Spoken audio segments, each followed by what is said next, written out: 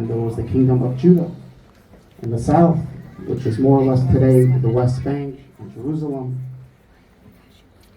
Around 2,600 years ago, the Assyrians on the Sancherib invaded the land and exiled the majority of the tribes, defeated the kingdom of Israel. But what remained was the kingdom of Judah. All Israelites remaining in the land became known as being under the kingdom of Judah, hence they became known as Jews.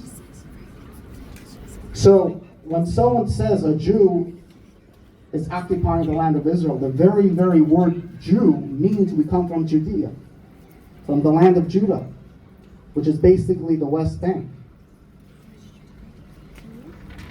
So it's a contradiction in terms. If you're calling the person Jew and you're calling them occupiers, it makes no sense.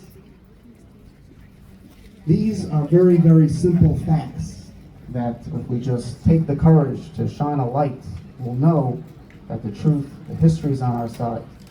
And to make it a little bit more relevant to more modern day history, when were the Palestinians known as Palestinians? Before 1948, it was Jews who were known as Palestinians.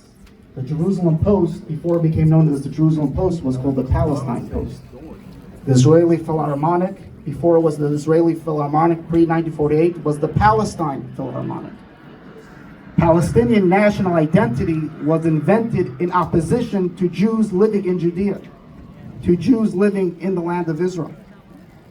Prior to 1948, before the fall of the Ottoman Empire, there was no Jordan, there was no Lebanon, there was no Syria. There was no difference between the Arab living in any of those areas. They just simply referred to as Arabs. We love the Arabs, we have nothing against the Arabs. But this invention, that there's an ancient indigenous Palestinian people, is a modern day formation in opposition to the Jewish people living on the land of Israel. Furthermore, if we know the history, about 72% of the Palestinian mandate was carved up and became Jordan. So if anyone's looking to free Palestine, they should free Palestine from Jordan.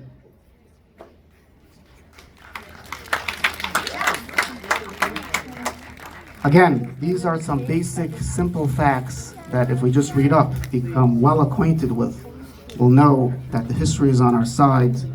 We stand for light, we stand for goodness, not just for ourselves, but for all of mankind. We stand for peace.